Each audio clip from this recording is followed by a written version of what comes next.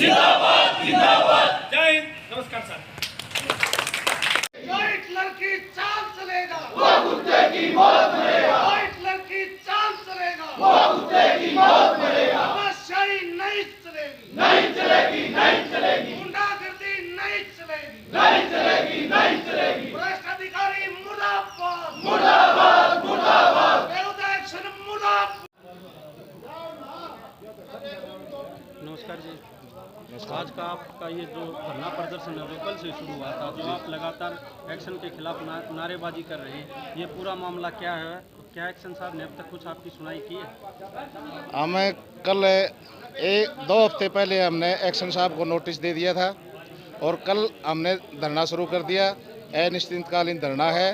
हमारी मांग मुद्दों को लेके हमने 2 हफ्ते पहले नोटिस दे दिया था और सबसे बड़ी मांग है जो हमारे सूबे बेलदार का चोट मारी थी, 2 महीने से ऊपर हो गया,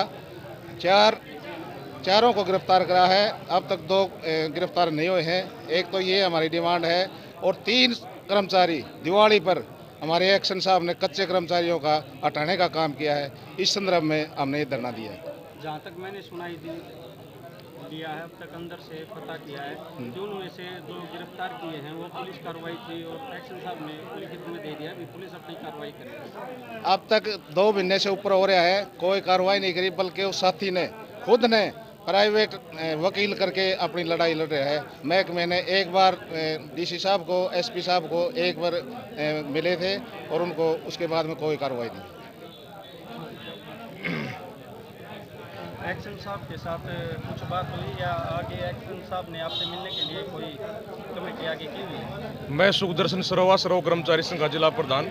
हरियाणा गवर्नमेंट पीडब्ल्यूडी मैकेनिकल 41 लगातार दूसरे दिन धरने पे है। सर्व कर्मचारी संघ इनकी मांगों का समर्थन करता है। दूसरा, हम आपके माध्यम से बताना चाह रहे हैं कि जो ये धरना वैसे दिया नहीं गया, पहले नोटिस दिया था बातचीत करने के लिए एक्शन को, अगर भाई हमारी जो मांगे हैं उसके ऊपर मीटिंग बुलाकर बातचीत करके सौहार्दपूर्ण वातावरण में उन मांगों को सुलझाया जाए।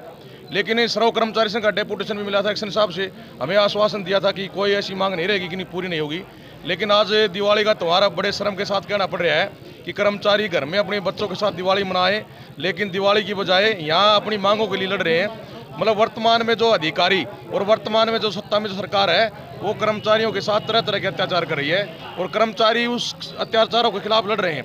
दूसरा, हम बताना चाह रहे हैं कि भिवानी सिंचाई विभाग में SDO गोयल हैं बुवानी खेड़ा में, वो बहुत बड़े भ्रष्टाचारी अफसर हैं। मतलब इन साथियों ने वहाँ जो नहर टूट गई उसको ठीक करवाने के लिए JCB काम करती है, लेकिन गोयल साहब ने झूठे फर्जी बिल बनाकर JCB की बजाय स्कॉर्पियो के मतलब नंबर चढ़ा दिए।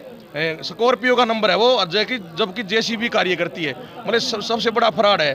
दूसरी तरफ सरकार कह रही है हम भ्रष्टाचार मतलब खत्म करेंगे, हम किसी मतलब अधिकारी जो भ्रष्टाचार करता है उसको तुरंत बर्खास्त करेंगे। कर्मचारियों के ऊपर तो कार्रवाई हो जाती है, लेकिन अधिकारी के ऊपर किसी प्रकार की कोई कार्रवाई नहीं करी सरकार। मतलब कर्मचारियों डराती है, अधिकारियों से डरती है। मतलब वर्तमान में जो अधिकारी हैं सरकार के बेलगाम घूम रहे हैं, सरकार की बिल्कुल नहीं मानते। मैं सर्व कर्मचारी संघ का जिला प्रधान हूं। पीछे 2-3 दिन पहले आउटसोर्सिंग के स्वास्थ्य विभाग के कर्मचारी हड़ताल पे थे तनख्वाह को लेकर। मतलब कच्चे कर्मचारियों को तनख्वाह लेने के लिए हड़ताल करनी पड़ती है, लेकिन सरकार कह रही है हम किसी कर्मचारी को दुख तकलीफ नहीं देंगे, जनता की सेवा करेंगे। मतलब इस सरकार में हर आदमी कर्मचारी, जनता, आम आदमी दुखी है, हम कहना चाह रहे हैं। और हम आज ये जो दिवाली है, ये दिवाली का पर्व मनाने की तैयारी करें, लेकिन वर्तमान में जो अधिकारी बात नहीं कर रहे। एक तो हम कहना चाहते हैं आपके माध्यम से कि इसकी उच्च स्तरीय जांच कराई जाए, मतलब कोई सीनियर अधिकारी से इस SDO गोयल की जांच कराई जाए। आगे ये जो फर्जी बिल लगा रखा है, स्कॉर्पियो का नंबर है और JCB का कार्य दिखा रखा है, इसकी जांच करी जाए। हम सर्व कर्मचारी से मांग करता है। दूसरा, हम कहना चाहते हैं अगर ये जल्दी मांगे नहीं मानी गई और जो कर्मचारी हटाए हैं, 3 कर्मचारी जो कच्चे कर्मचारी, मतलब सरकार के साथ सर्व कर्मचारी संघ का समझौता है कि कोई भी कच्चा कर्मचारी हटाया नहीं जाएगा, चाहे ठेकेदार बदल जाए।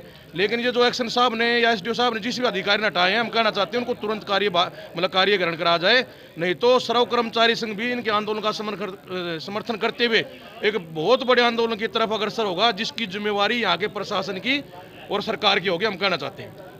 जब से हरियाणा में बीजेपी सरकार आई है, चारों तरफ देखा कर्मचारी नहीं, उधर किसान भी रोडों पे बैठे हुए हैं, कोर्ट के सामने जो पीटीआई है 1983 वो बैठे हुए हैं, एक तरफ आंगनवाड़ी वर्कर बैठे हुए हैं, मेडिकल के अंदर जो आउटसोर्सिंग के तहत कर्मचारी लगे थे सभी बैठे हुए, तो चारों तरफ हाहाकार मचा हुआ है। इस त्योहार के टाइम पर भी सरकार ऐसा निर्दयी व्यवहार कर रही है, इसके बारे में आप क्या कहेंगे? देखिए, जब से वर्तमान मतलब सरकार चाहे कोई हो, हम नहीं कहते बीजेपी सरकार, वर्तमान में हम हरियाणा सरकार के कर्मचारी हैं, लेकिन श्रम कर्मचारी संघ कर्मचारियों के साथ जाती होती है तो हर सरकार में लड़ता है। दूसरा, वर्तमान में जो सरकार की जो नीयत और नीति दोनों में फर्क है, कहते कुछ है और करते कुछ हैं। हम ये कहना चाह रहे हैं, मतलब ये कह रही सरकार है आगे हम कर्मचारियों का किसी प्रकार का शोषण नहीं करेंगे। मतलब लगातार आप जो पीटीआई की बात करें, लगातार 10 साल काम कर लिया जिन्होंने, और उस भर्ती में पीटीआई जो कर्मचारी हैं, कोर्ट ने भी कह दिया कि इनका कोई दोष नहीं, भर्ती प्रक्रिया या भर्ती करने वाले दोषी हैं।